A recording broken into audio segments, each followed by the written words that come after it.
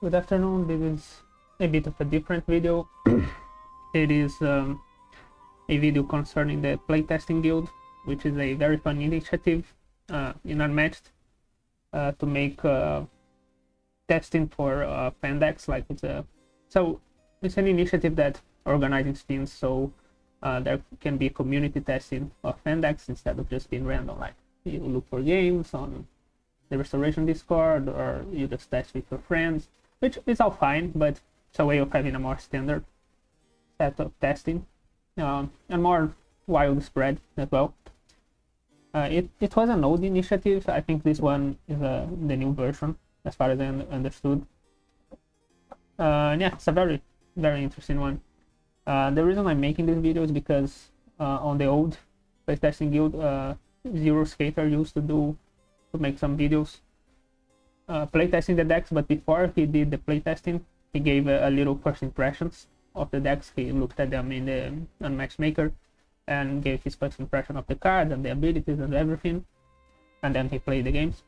And I kind of missed those videos, and as far as I can tell, there are no new videos of that kind for those new decks. So I decided to do it myself. My feedback, my insight, obviously is not as good as Zero Skater, but although I may not be the best competitive player, I still play competitive. I don't think I'm the worst either. So I hope it should be fine. So yep, let's start. Most of those I have not seen anything. There is one deck I've tested, and one or two that I've seen the ability. This is one of them. And yeah, but most of them I have seen nothing, or just the ability at most. So it is as much first impressions as it can get, mostly. This one I had seen the ability because I tried to record this video earlier and I misunderstood the ability and I was saying things that were completely wrong. So it's Cyn. I don't know this character very well. I did a little background search about some of the characters that I didn't know. Nothing deep, just very surface level search, just to know more or less what they are about. This one, it seems to be from a web series. I have not watched it, and I think it's a robot, but it's a female robot, from what I understood, or maybe I misunderstood, but I think it's a robot, and I think it's female. So anyway, Cyn, I don't know if that's how you pronounce it, but it seems to me like it is a melee move free character with 13 starting health. It has the sidekick disassembly drones, which are ranged, and there are 3 of them.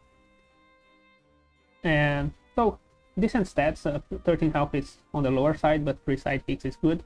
The sidekicks are ranged even, which is also good.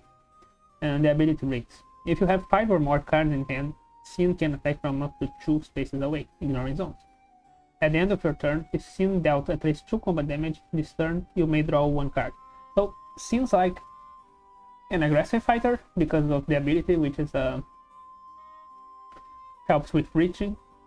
Having 5 cards or more in hand can be difficult if you are being attacked a lot, but you can manage. Most times you start with 5 cards in hand, so at the start of the game the ability is online. Yeah, and it's interesting because if you do combat damage, you draw 1 card, so that of course helps with both aggression and helps you keep your ability up. I think it will be a character that can reach the opponent most of the time, like Bullseye or Miss Marvel, especially because it's already move free and it has the ranged sidekicks, and then the ability helps Cyn herself or itself reach when it would normally not be able to, but being move free and reaching up to 2 spaces away, I think it's pretty decent. And it's interesting. I'll have to see the cards, and then I'll have to play to see how it plays out. But yeah, interesting. There is a fact: if you have 5 cards in hand, including the card you intend to attack with, you can attack from up to 2 spaces away.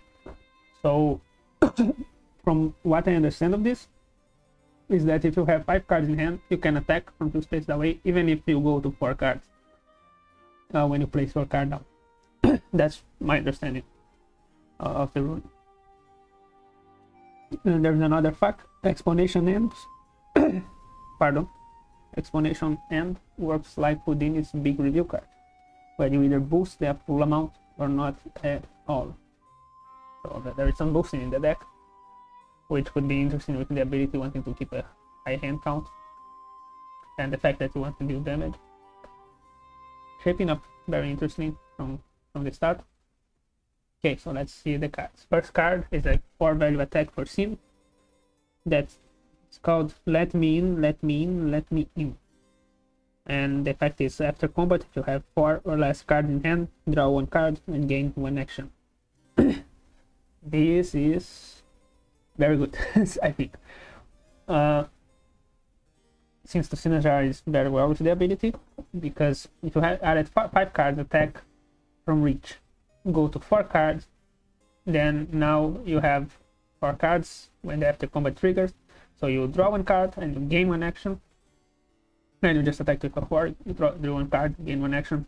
Helps with tempo, helps you to capitalize on your ability and keeps the ability up, so you won't have to move again to reach. So interesting card. I guess can be used also when the opponent is pressuring too much or going low on cards, then you attack. They have to either defend or take 4 damage, and you get a little bit of hand back and an action to light a maneuver and get more of your hand back, or anyway. This is an interesting card. This is like a good one too. Free boost value is also nice. So already a big boost value on a move free character that can reach far away. So I think this character will has a gimmick, at least. That's my very initial impressions in the ability on 1 card. Will be a character that very rarely cannot reach. They will be able to attack on most turns. So I like Bullseye, so that's welcome. Okay, next card is Get Snuck Up On.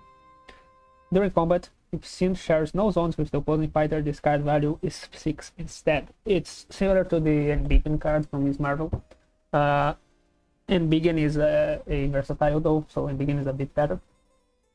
Oh no, sorry, Embiggen is for a number of zones. This is similar to other Ms. Marvel cards, but the effect is the same as Embiggen, which is make this a 6. It's an 3 value attacks are not that good, so this is very vulnerable to faint. Still 1 damage over faint, so it's not terrible. And if you pull it out, and we can see with Ms. Marvel that it's not impossible to pull it out, those kinds of effects, conditional effects. Depends on the map, of course, on the opponent, but it's not impossible to pull it out. And if you do, 6 value attack. 6 values attacks are always nice, so no complaining here. 2 copies and 2 boosts, so it's a big attack. I think it would not be what you use all the time, but I think it's something that the opponent will have to look out for. Maybe you can bait out some feints. Well, let's see. Next card, 2 value attack for Cyn, called I Have Backups. 2 boost value, 2 copies. After combat, put up to 2 cards from your hand on the bottom of your deck. Then return that many defeated disassembly drones to a space in Cyn zone, if any. So, Sidekick Resurrection. And good Sidekick Resurrection, and great card for fatigue, because you are resurrecting 2 sidekicks, which you maybe use to reach. I don't think reach will be that big of a problem for her, but this helps it even more. Also good for value, because you can maybe body block with the sidekick. It seems like a more aggressive deck than that, but maybe in some situations you can body block with the sidekicks and stuff. And also put 2 cards on the bottom of your deck is like a double pass. And you're attacking, which is technically a pass, and have a double pass. This seems like something that the opponent may want to feint, though there is the negative side, which is gets your hand count lower, and you want your hand count higher for the ability, and for just having cards. It's more consistent. So very interesting card. Don't know how it does in the actual game. I'm curious about it, but seems good. Seems good at the first glance. Next card is a 0 value attack for Cyn. Only 2. We've seen only cards that are exclusive to Cyn up to this point. This is called Null.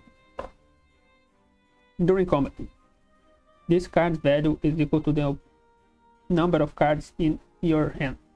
So like Fangirl from Miss Marvel, but unlike Fangirl, it has a follow-up after combat.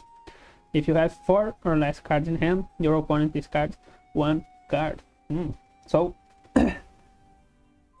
that's interesting, because if you have like a big hand, you can attack from reach with an attack that can be up to 6 or even 7, or even more depending on what she has for defenses on and who she's facing. Like maybe Genie attack her last action with pushing for more wishes, and then she has start the turn with 8 cards, she maneuvers, and she can attack with a 9.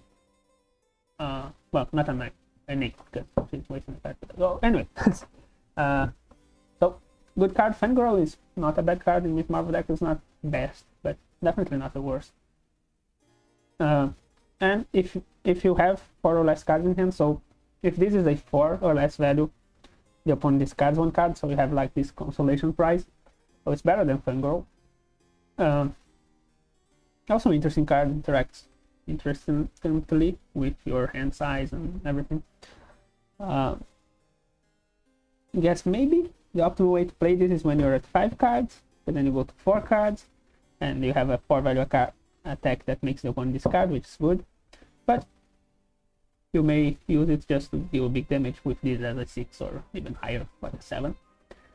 Or even like you're trading blows and then you attack with it. When it's like a 1, the opponent doesn't really want to feint. Maybe you just avoid a discard, and then you do a 2-for-1. And then there are some mind games with other stuff, like if there are no zones with them, I kind of want to defend because you have some big attacks. If you are low hand size, they might want to defend because it's this. Maybe they want to feint to stop let me in, but I think there are other effects they may want to feint more, especially because if you play this, it's 2 damage. Interesting card. Next card, 1 value versatile for Cyn only. It's called Exponential End. During combat, you may boost this card until you have 4 cards in hand. That's interesting. Now that's the one in the FAQ.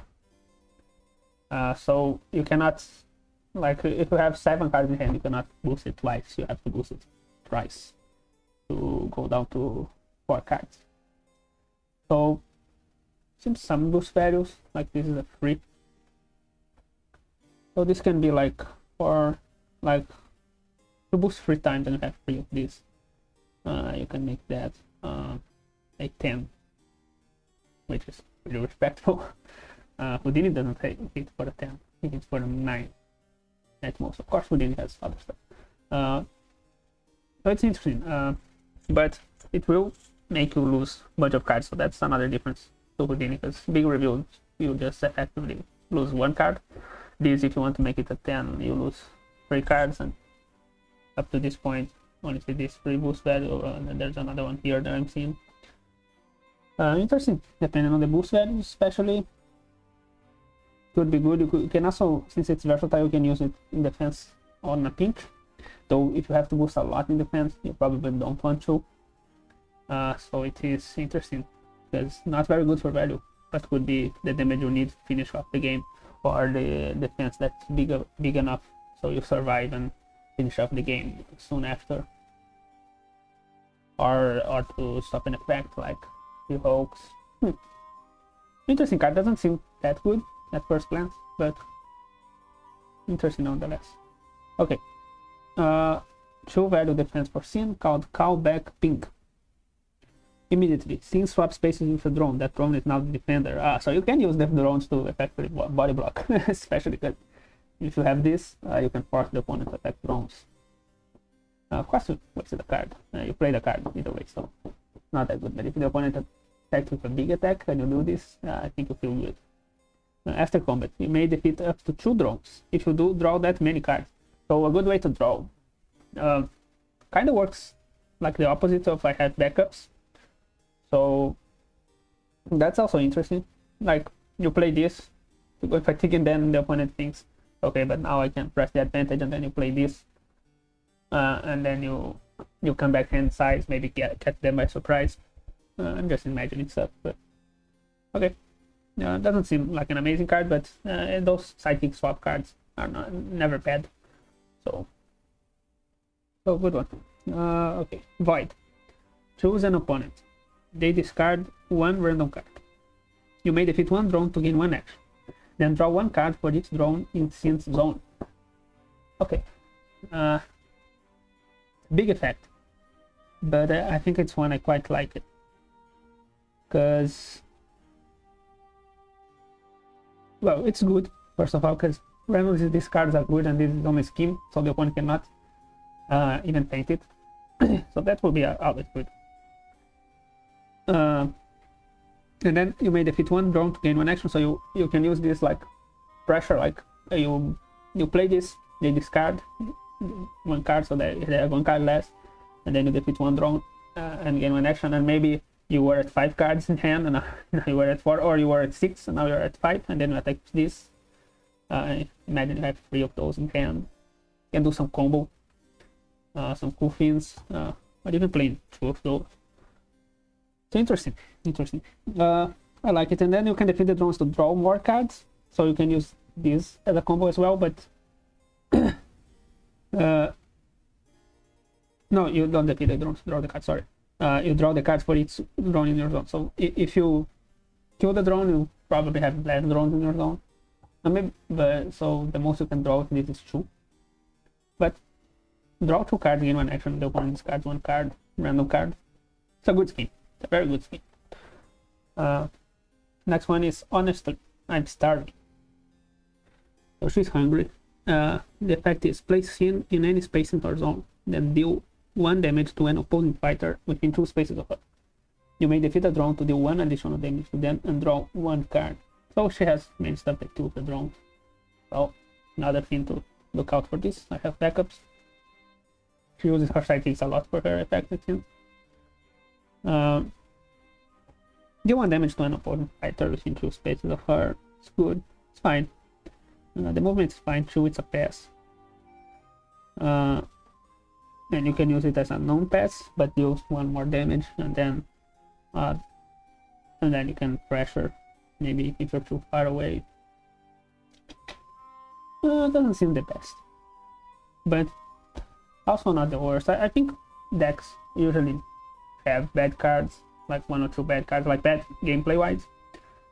So I think it's important. And as far as bad cards go, this is not the worst, but it seems to be the weakest card we've seen up to now, or maybe maybe not. I don't know how Exponential and work on practice, or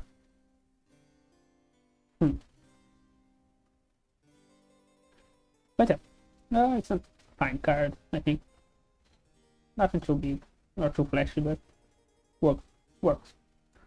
It's like it works. Okay. Next card is a 3 value any. So first card that the drones can play that I'm seeing today. It is Don't Mind Me. Immediately place your fighter in any space in the opposing fighter's zone. That's good. Can trigger effects like shift. I don't know if she has an effect like that, but could trigger it if she does. Can be it's like disengage, but it's immediately, which is interesting. I don't know how much of a difference it being immediately makes. I guess it stops like effects like Son of a Boxer if you're adjacent.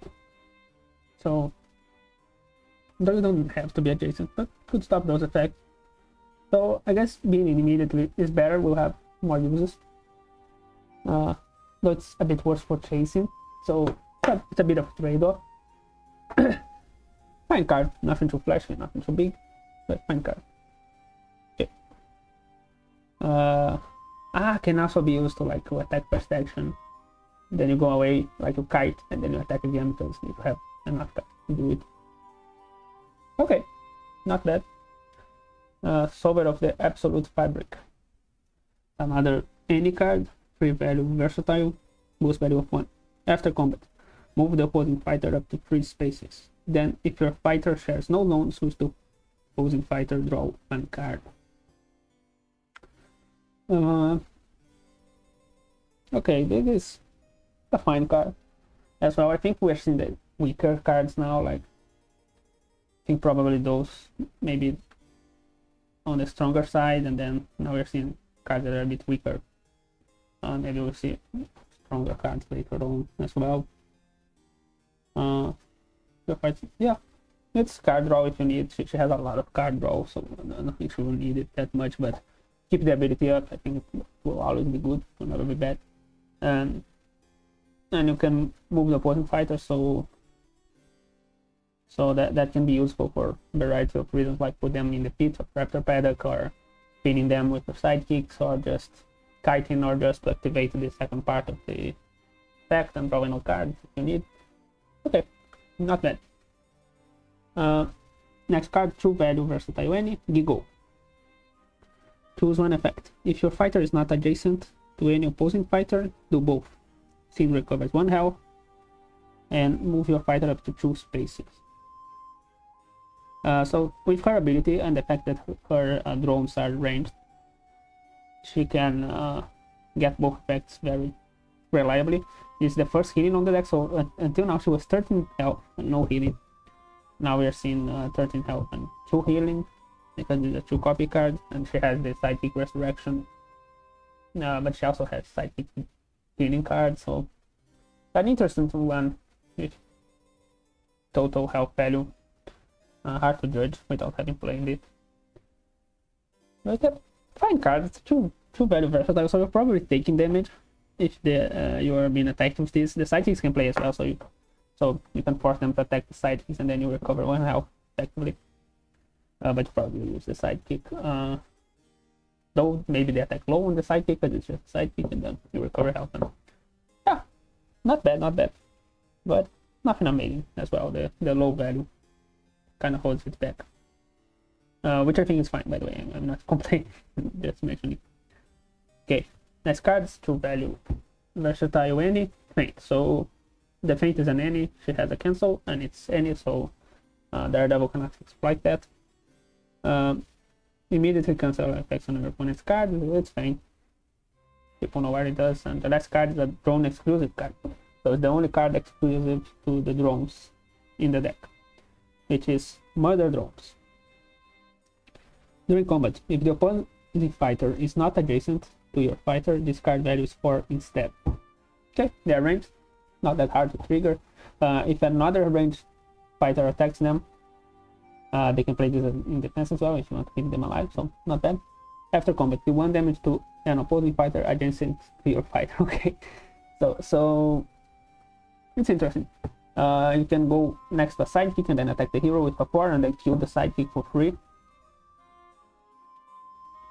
Or if they are melee coming attack, yeah, you're the 2, but if you survive somehow, but the 2 is not likely to survive, you can do 1 damage back to them. Also doesn't seem like the best card, but it's one that has potential for interesting plays, which is always nice to see. Okay, that's the deck. Initial impressions, it sounds interesting. I guess I will use the word interesting a lot on these decks. Fan decks are usually interesting on those, of course, have already begun being tested, and well, this is from the round 2, so it had 1 round of testing already. So anyway, fan decks have wild ideas sometimes, and sometimes they are outrageous, but sometimes they are very tame. And this one, I don't think it's outrageous at all. I think it's a very reasonable ability and reasonable gameplay. Doesn't seem too strong. It was looking very strong in the beginning, nothing too broken, and then the last few cards don't look that good. I can see some combo potential, and she will have a lot of draw, so maybe she can oppress the opponent. All in all, doesn't seem too good, but that's also good because we don't want all the decks to be too good. So, it's fine, fine, yeah, it's fine, fine.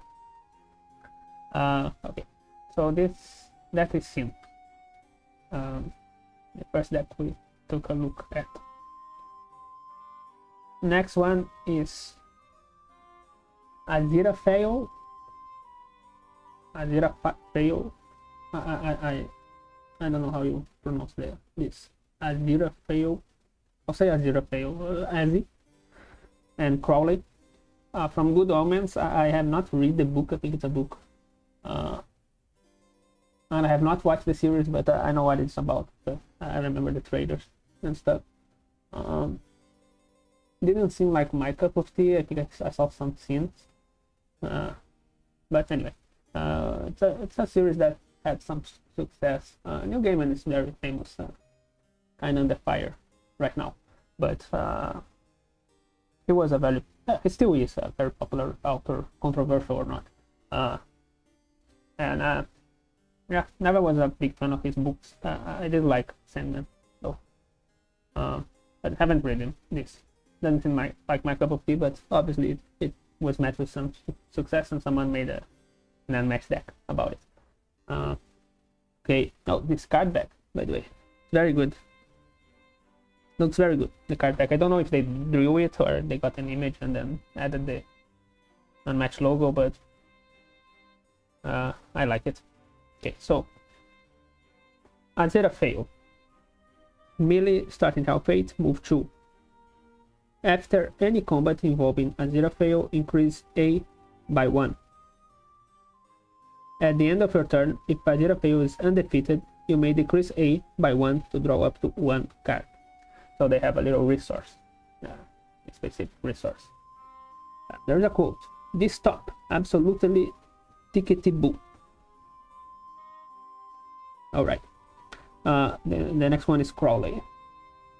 So Aziraphale, I know, is an angel, and Crowley is a demon. So the name comes from Aleister Crowley, I assume. So also melee, move 2, 8 health. So they are a dual hero, seems. And his ability is after any combat involving Crowley, increase C by 1. So there is A, which is Azzy's power, and there is C, which is Crowley's power, so the resource for it. At the end of your turn, if Crowley is undefeated, you may decrease C by 1 to move any fighter up to 1 space. The quote is, little demonic miracle of my own. Okay, so dual hero, fun to see always. I had not read this ability before. It is interesting. They have a resource that each of them gain. There's some extra rules here, so I'll look at it right now. Influence. Each of your heroes exerts influence over how your deck behaves. When you play a card, resolve the effect of whichever fighter has the majority influence. Influence will shift based on your hero's interactions. So A as the plane, C Crowley. You have a total of 5 influence. During setup, whichever hero you choose to place on the starting space starts with the majority 3 influence. So one starts with 3, one starts with 2. Extra rules. Each of your heroes has an end of turn ability on their character card. You may choose one to use at the end of your turn. You may not use both on a single turn. Okay, so this little thing that you decrease the influence to get an effect, you may use just one at a time. Now both are good, by the way. One helps you with positioning, can be annoying to the opponent. The other is draw, which can be good in many situations. Of course, you have to measure it to not overdraw or not end up losing fatigue, especially because they are both 8 health, move 2 melee. But yeah, interesting. So it's a bit of a angel demon dynamic. I have to see the card. I'm really curious how they work. But I like the ability, the concept of the ability. And yeah, I have just one doubt, which is undefeated. I assume means the fighter is not defeated in the sense they're still on the board playing, and not on the sense that they didn't lose a combat that turn. I assume that's what it is. Probably it is just that little confusion that I like. That it could be that other option, but I don't think it is. So, following on, first card, 5 value, any. Judging by the ability and the rules, I would assume most cards are any's, or all of them. And then they change the effect based on your influence, but we'll see. Okay, the end is 9. During combat, if this fighter has 4 or fewer health, add +1 to this card's value. If your health is 2 or fewer, add +2 instead. I think the language used is usually lower. This is a minor nitpick. I can understand what the card means, of course. It's just something that I'm perceiving. I think the language usually used is lower, but I may be misremembering things.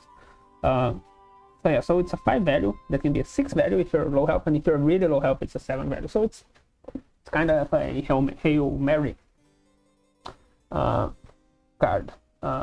Would be useful to closing games or to punishing opponents for focusing one of the 2 characters. So yeah, an interesting one. The name is very appropriate for what it does. 5 values attacks are good anyway. So even if I would guess you will sometimes play this even if you have the health, especially because it catches people off guard. Maybe catch a feint or something. Not bad at all. Let me just check one thing. Yeah, it's after each combat involving them, they increase by 1. They don't have to win the combat. Yep. Okay. Good cards, a good start. Free boost value is good as well, especially because they are both mini move too. Oh, okay. So next card is a 4 value. Attack any, and it says get D behind me, foul fiend. After combat, you may choose one of your heroes to place in a space adjacent to your other hero. Then, if you have more influence, angelic influence, you may search your deck for a card and add it to your hand. And if you have more demonic influence, if you have not gained an extra action this turn, gain 1 action. Okay, it's interesting. None of the effects are too good, but they're not bad either. The angelic one helps with finding the things you need at the moment, and the demonic one can help with combos maybe, though it only works if you didn't gain action this turn, so you can't combo too much. Maybe there's a reason for that. Judging by the first 2 cards, doesn't seem necessary, but maybe it absolutely is. Especially because if you have the demonic one, that means you may be playing a lot of angelic influences to draw, so maybe you're outdrawing your opponent hard, so maybe that's the concern. They don't want you to get many actions after outdrawing too much. Yeah, interesting card. The placement also can help. Okay. So next one is the 2 value attack. We are on our own side. So during combat, if you have more angelic influence, blind boost this card twice, then add one of those cards to your hand. So it's a double blind boost, but you get 1 card back. So you blind boost. Yeah, interesting. You don't lose as much value or card or deck as with a normal blind boost, double blind boost. So like a man without fear, but at the same time, you in fatigue it still doesn't help, but you lose less deck. Okay, so and if you have more demonic influence, you may boost this card with a card from your discard pile. That I like. That's better for value. I'm getting the impression that the Crowley is better for value, and Azzy is better for pressuring and attacking, which it's interesting because I would think the demon is the one that attacks a lot on the day, and the angel would be the more passive one. Maybe it's something to do with the show that I don't know, or maybe it's just the creator of the deck with their opinions on a match, like the value game is you and attacking is good. Interesting, but that's the impression I get of them both to this point. Okay, next card, any temptation Temptation accomplished. Gain up to 2 A or C if one of your fighters is defeated. Then, so okay, that's good. So you can get demonic influence even if Crowley is defeated, then you can get angelic influence even if Azzy is defeated. So that's maybe one way of using it. You can use the abilities if the fighter is defeated, but I think the effect will still go through the effects of the fighter, so that's a way to set that up. So anyway, I'm rambling. Let's go to the other part. So you do that, and then if you have more angelic influence, this card value is equal to twice the printed value of the opponent's player's card. That is incredibly good in the right situations. In some situations it will be not as good, but I don't think it will ever be bad. If you have more demonic influence, if your opponent played a card, gain 1 action. So more actions for the demon, which so he gains actions too. So maybe I was wrong that he's more value. Well, gaining actions can help with value, but he can be aggressive as well. I definitely think the angelic power is better because if the opponent plays like a 5 value defense, like pull them back, plays life after 3 minutes, then you do 5 damage to him. And even if they play like a 1 value defense, which not many in the game, you still do 1 damage. And if they play a 2, you do 2 damage. If they play a 3, you do 3 damage. Even if they play a shift and activate the effect, you still do 1 damage. So like it will be bad against like Lady Justice, but against most things will be good. And due to the other part of the effect where you gain the thing, you can set up what you prefer. So maybe She-Hulk played Lady Justice, and then yeah, the angelic effect is worthless. So you gain the demonic one and the action, and then pressure her. So very interesting card. I think it's my favorite card to now. I forgot to say what was my favorite card on the last one. Not that it matters my opinion, but it was the 4 value that gain action and draw cards. I like that one. This one is my favorite too now. Really like this card. Would have to see how it goes on gameplay, but seems very good and seems very fun and versatile, even though it's an attack. Anyway, so there are exclusive cards for them. So Crowley has Saunter Vaguely Downwards. During combat, add +1 to discard value for each C you currently have. So if you have like 5 demonic influence, this is a 7 value attack. Good. Nothing bad about it. Okay. And the next card is for Azzy, and it's ID the thing with the Halo. Deal 1 damage to each other fighter in your zone for every 2 Azzy 2 angelic influence you have. If you have the maximum, or meaning 5 angelic influence, deal 1 more damage to one of those fighters. So it's free auto damage at most, which free auto damage is good. And it's to all fighters in your zone, so can help kill, well, help side kills. I think that's the best use of this card. I don't know, both of those cards seem good.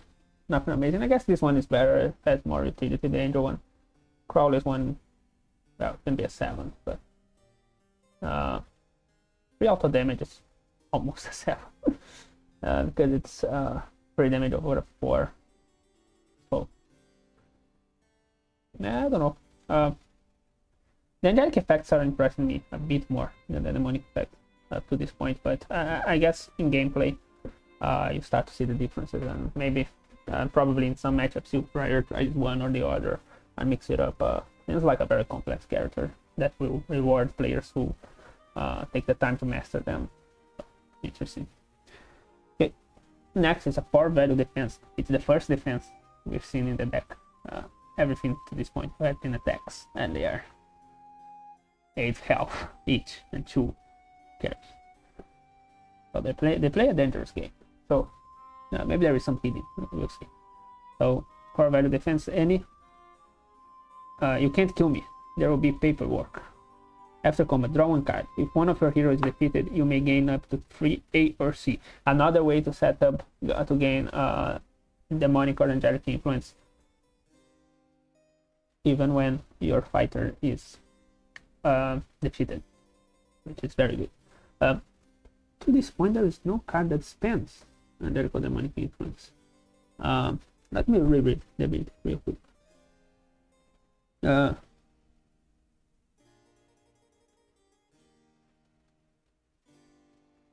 Yeah, so I have some questions about the deck I'll have to ask.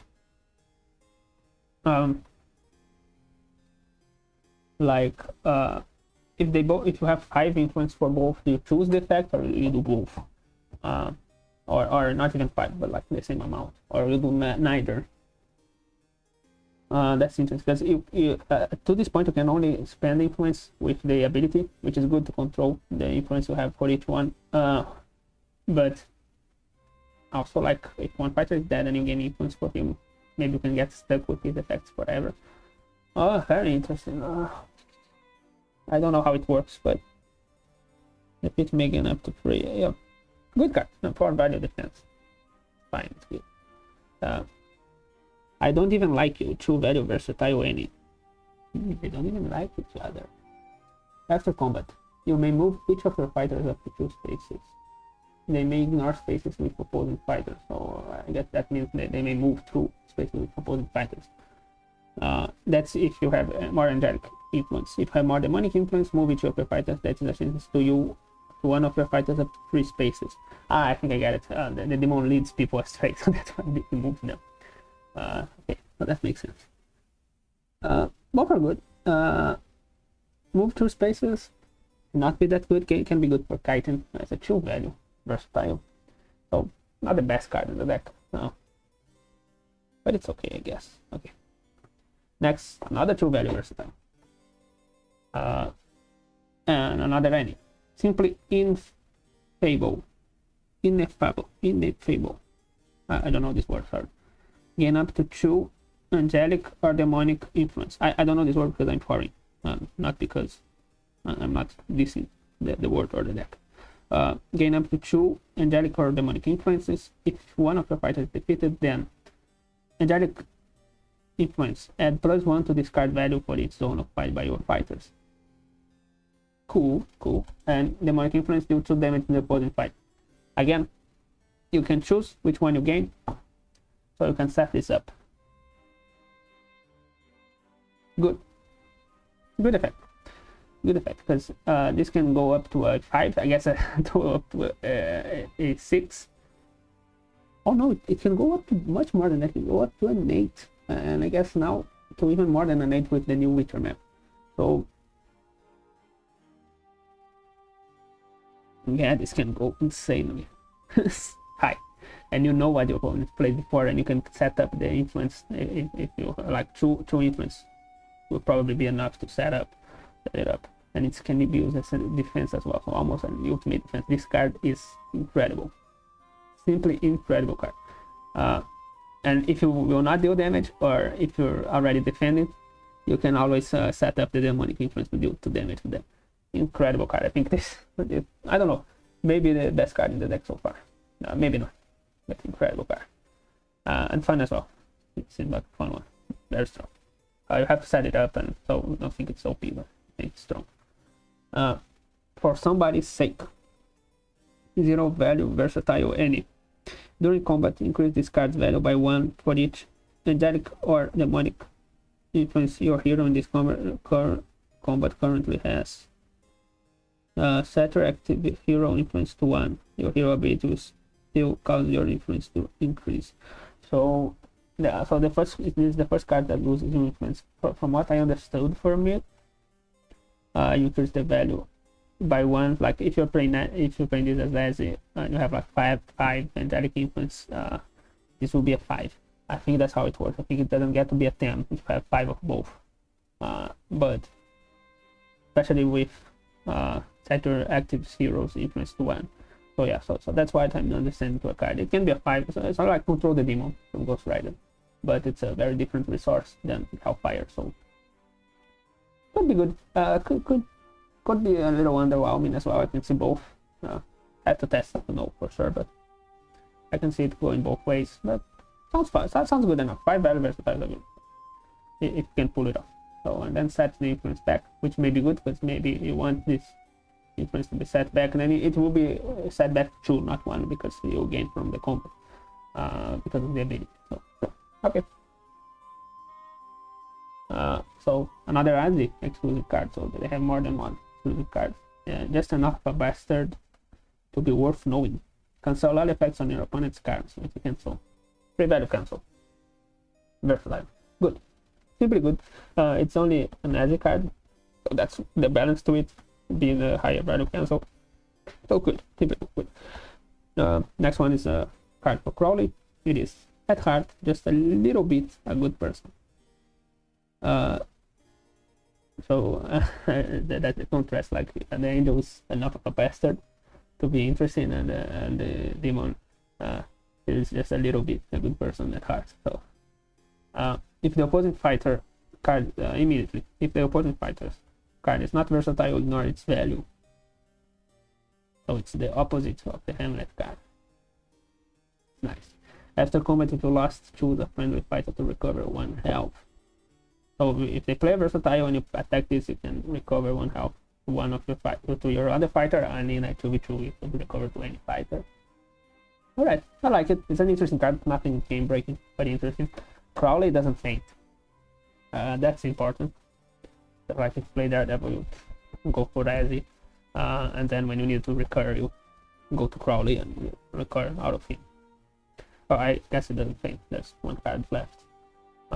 You may return free value versatile any inconveniently discorporated. You may return a friendly defeated fighter to an empty space in your zone at 2 health. So the resurrect, that's important. So they are not as fragile as they seem. Okay. Very good card, I think. Resurrecting one of your guys who are good. They're both heroes. So maybe sometimes you don't want to resurrect Crowley because Daredevil will cycle devil out of him, but normally I think very rarely you want to resurrect them, and it's a May, so even if you don't want, you don't use it. You don't resurrect, you can play it as free, blank free. Alright. Okay, last card in the scheme. Cheers to the world. Draw 1 card. Find the shortest possible path between your fighters. If there is a type of shortest path, you choose the path. Deal each opposing fighter along the path 1 damage. Then set your influence at any way you choose. So complete control over the influence. Plus a way to get rid of sidekicks. You have to be careful with the positioning considering all the paths, but quite like this one. An interesting effect, not an effect I've seen in a match yet. Not even in Fandex, I think. So interesting effect. Seems like a good card, good enough card scheme. Nothing game breaking as well, but good control the influence. Okay, that's Crowley, and Azira fail. Bit more complex than the last one, at least at face value. Complexity doesn't mean good or bad, just mean complex. But I like complex fighters. And yeah, many attacks. And I think I even downloaded this wrong to Vorpal because yeah, they have 30 cards, and I think when I put them in Vorpal they had less than that, so I'll have to recheck this. Okay, they have good effects, good attacks. Nothing game breaking. I don't know. Some effects seem really good, especially the angel ones. It may be a wrong impression, but I think the angel is probably the best one to have influence in most matchups. But I can see they've been versatile enough. So yeah, interesting deck. I would really like to test it. I like the concept of the demon and the angel on your shoulder, or on their own shoulders. Yeah. Alright, so let's go to the next one.